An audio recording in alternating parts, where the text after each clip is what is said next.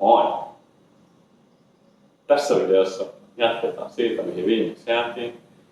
Eli pistetään toi perävaras kasaan ja sen jälkeen käydään vähän kokeilemassa, miten se toimii. Käydään samaan myös tuossa mun kaverin korjaamossa Joelilla Hupon autossa, jossa mä teen neulorenkaat niin perävaakeri ulkokooliin. Mut ruvetaan hommiin. Tää video on tosi pitkä. Mun mielestä tässä tuli tosi paljon asiaa itse tuosta lukkoyksikön rakenteesta ja kasaamisesta.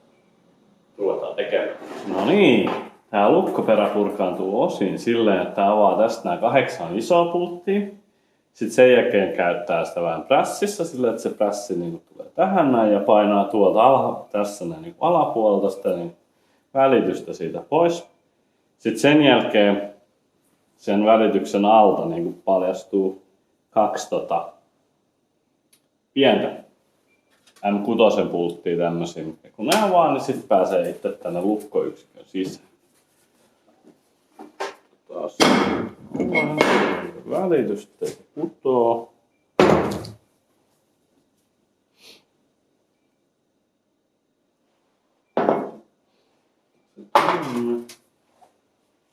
Sitten tää kansi.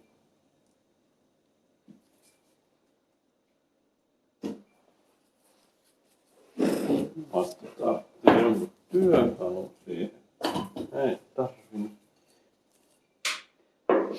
Sitten sen sisältä paljastuu 2 spaceriä tolle. Sitten tää tyhmä, tää on niinku simmilevy, mikä säätää ilmeisesti tämän lukon esijännitystä. Sitten pitäisi tulla hammasrattaita itse lukkoon. Tää on tuommoinen levy ja sitten on kitkalevy ja sitten on taas tämmönen levy ja kitkalevy. Se syy, miksi nää mulla ei varmasti pitänyt tää lukko, nythän tätä on putsattu aika paljonkin, niin täällä on tämmösiä mustia pilkkuja. Näkyy, niin niitä nää kitkalevyt täynnä. Voin kuvitella, mitä siinä käy, kun puristaa mekaanisesti niitä noita vasten, niin eihän se niinku mihinkään siitä saa mitään kitkaa, kun sinne on jotain tommoista öljymujua jäänyt. Täällä on itse tästä lukkoyksiköstä. Nää on ramppikulmat. Jos näitä vähän loiventaisi, niin tästä tulisi vähän aggressiivisempi tää lukko. Ja kyllä mulla on tästä vähän niinku tää homma poltellut silleen, että kun on toi jyrssin, että ajaisi näitä ramppikulmia, mutta jotenkin mä en nyt raski kokeilla niitä ajaa, että menisikö se. Minkälainen siitä tulisi siitä lukosta. Tulee lisää hammasrattaita. Noin. Ja vastaavanlainen toistepäin.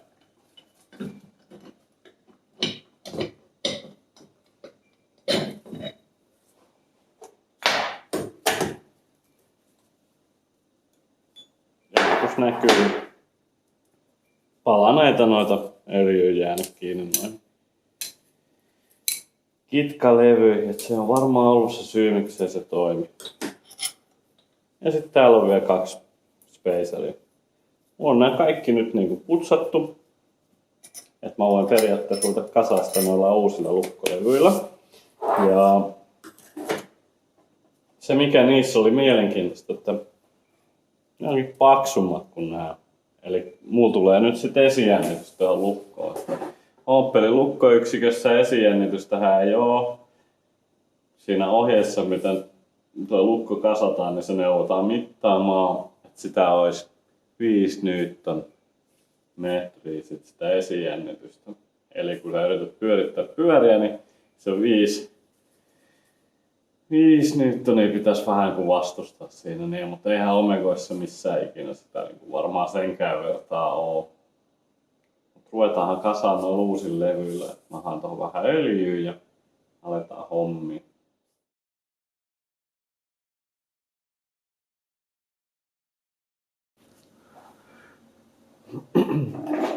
Tälleen pussihousuna niin oikein harmittaa, kun mun pitää leikkaa toi vetari.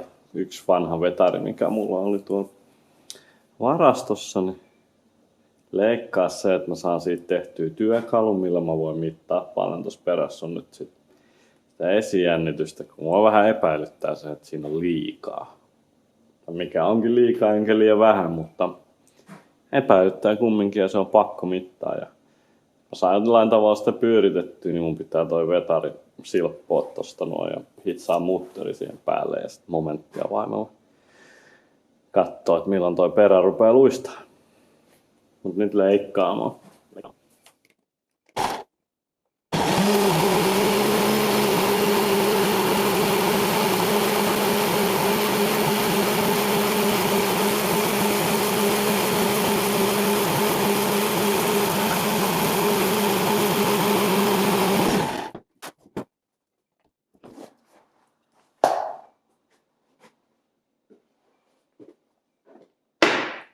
Tohon sitten hitsataan mutteri päähän ja otetaan täältä tää lukkorengas pois, niin mä saan sillä sit mitattua sen esijännityksen. Kyllä vähän pahaa tekee niinku tämmösen takia teurastaa yksi toimiva vetari. Minkäs teet pussihausuksi kun tulee, niin siitä ei oo paluuta.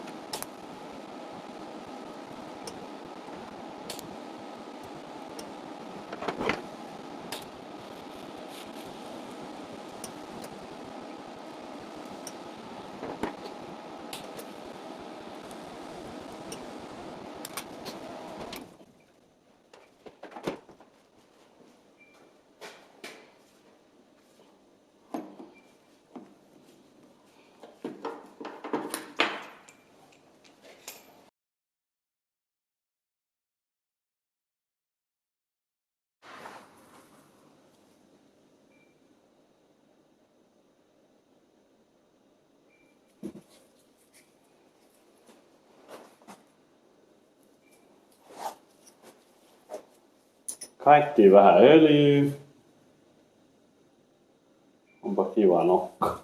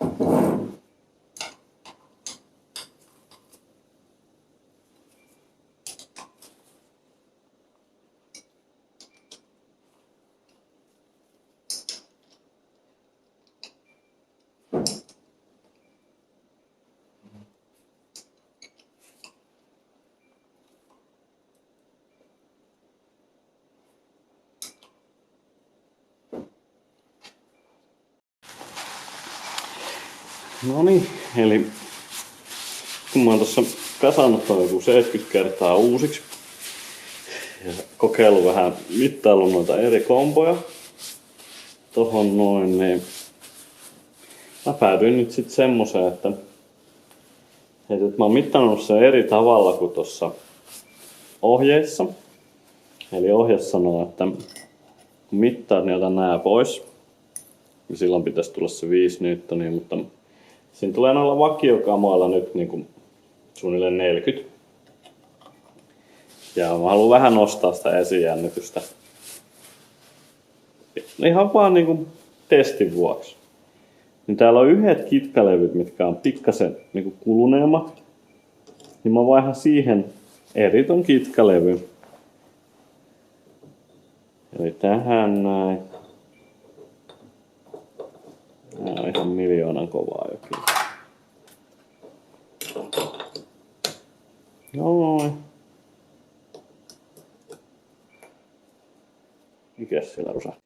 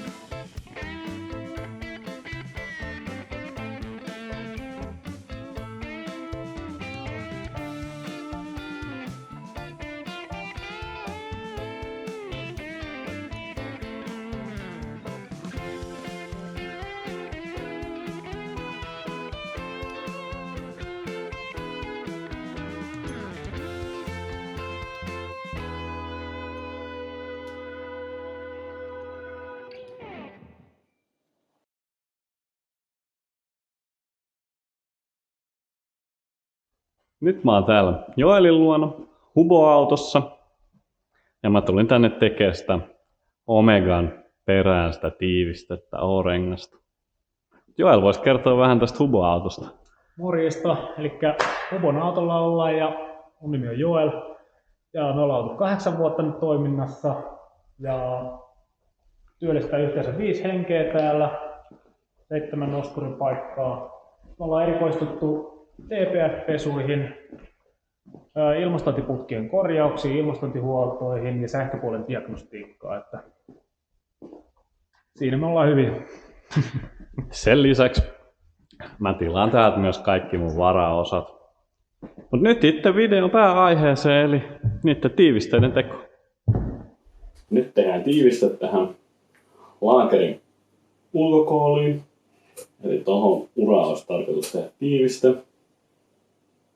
Tää konseptihan tässä toimii silleen, että valitaan näistä nauhoista sopiva paksunen sinne ja sitten liimataan vaan siitä päät kiinni.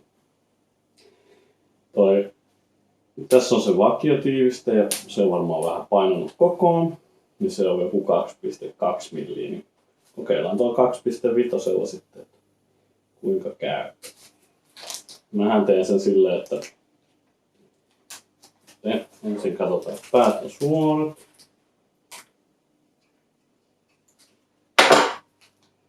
Sitten tosta noin tohon.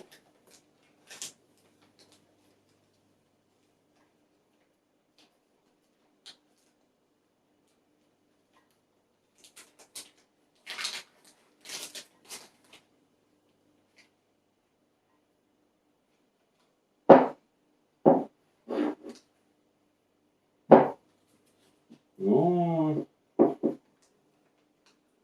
Sitten tossa poikki.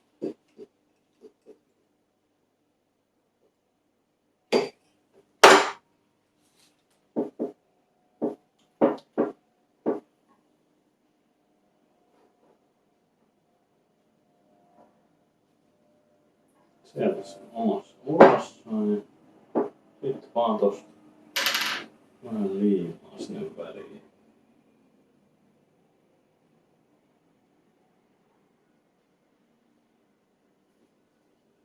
Liiman kanssa saa olla varovainen, ettei laita liikaa.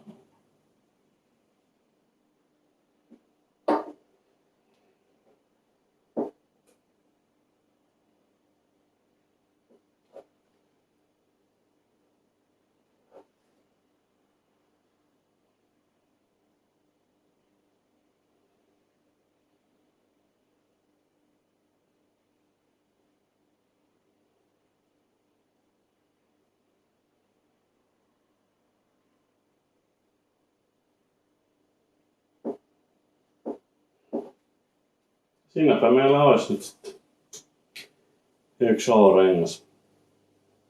Katsotaan sitten miten se mahtuu tuolla omalla tallilla.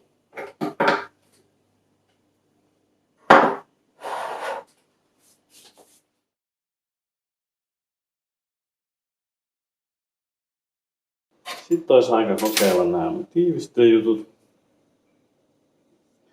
Eli tuossa on nyt pari uutta ja tässä on nyt vanha. Tässä niin hyvää öljyä Nyt kun nämä on vähän isommat nääkin, kun nämä on tehty sille metritavarasta, niin asennusta helpottamaan. Mä laitoin ne laakerin ulkokoolit tonne pakastimeen. Jos ne olisi vähän pienemmät, kun mä rupean laittaa niitä kiinni, niin jospa sitten menis nämä tiivisteetkin silleen ehjänä. Mä ajattelin mä niin laitan ne prässissä sitten. Ne ulkokoolit silleen varovasti kiinni. Niin laitetaan ne koolit ja sitten laitetaan nuo tiivisteet niihin ja sitten hyökätään tonne prässille.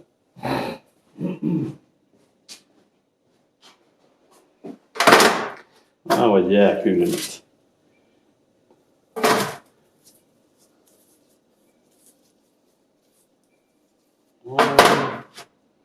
Ai helvetti on kyllä.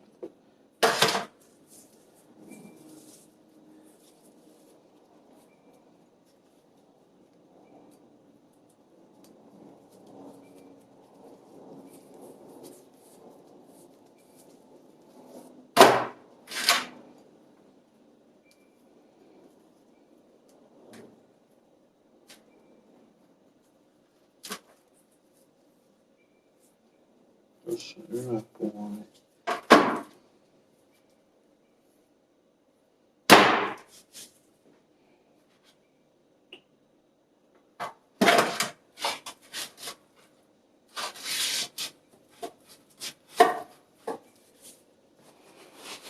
Ne.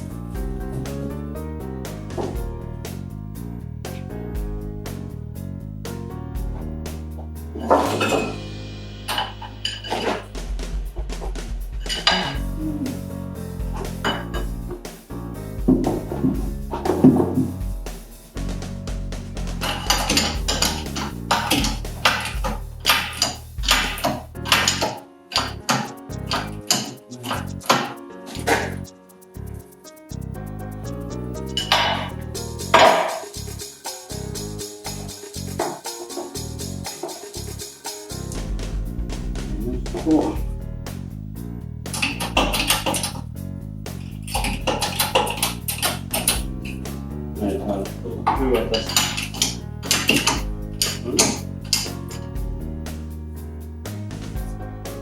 Aisi tuolla tiivisten välissä.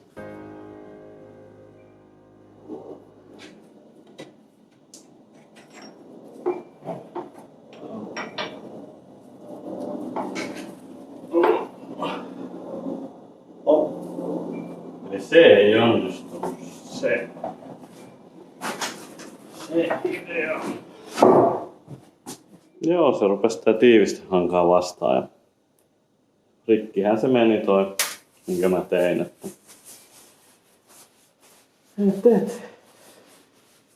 kokeillaan kasaan noilla vanhoilla ja katsotaan pitääkö se öljyä. Siitähän se sitten näkee, että ei mennyt putkeen uudet tiivistöt. Oli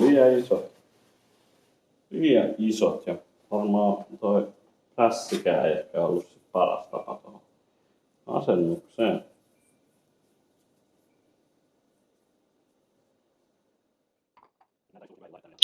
Tässä mä laitan noin ulkokoolit paikalleen ja ne menee silleen tommosella pehmeällä vasaralla pikkasen taputtaen.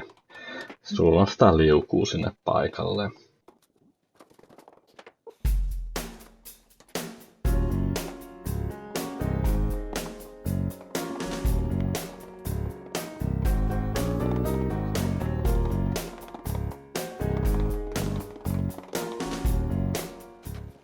Ja kun molemmat puolet on paikallaan, niin sitten voi lukkorenkaat kiinni.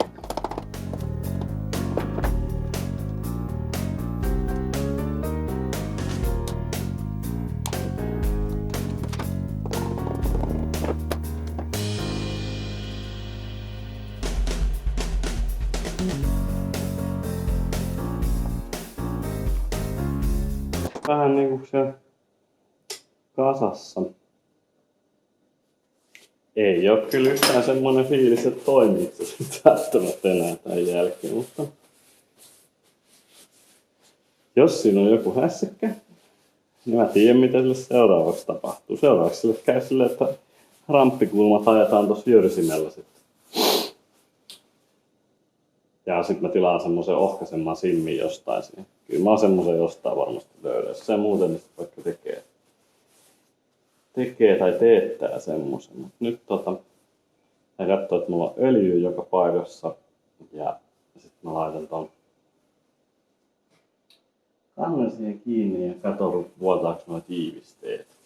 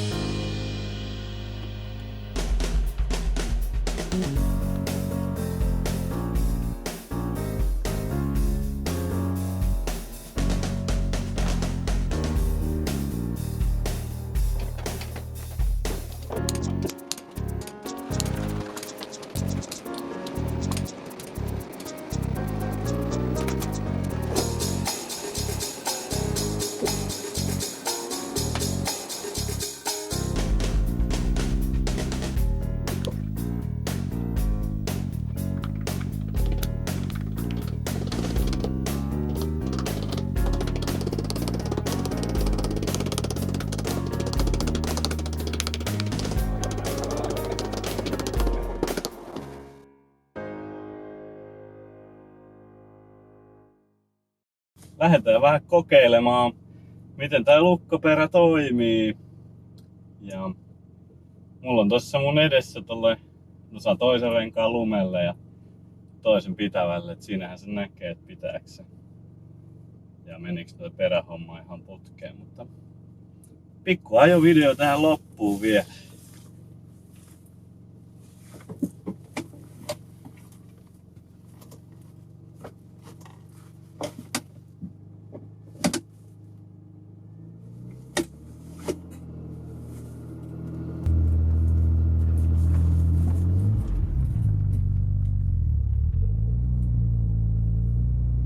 Toinen rengas lumella.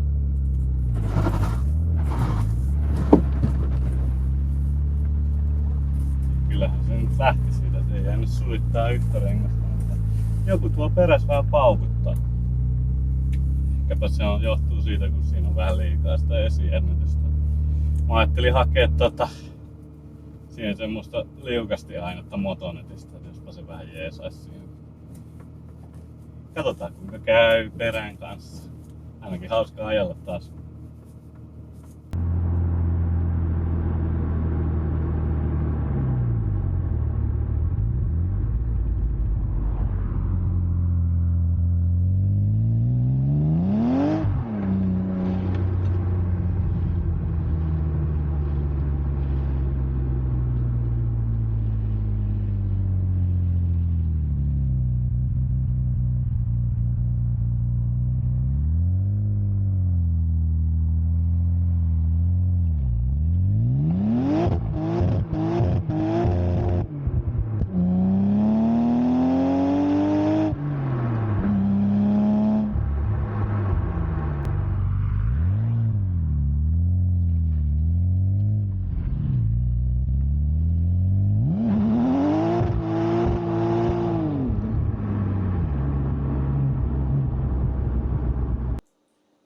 Näinhän siinä sitten kävi, että mulla on nyt vaan pikkulaatikollinen pitkälevy ja 2 levyä meni uusista käyttöön ja 6 on nyt sit mulla tässä laatikossa.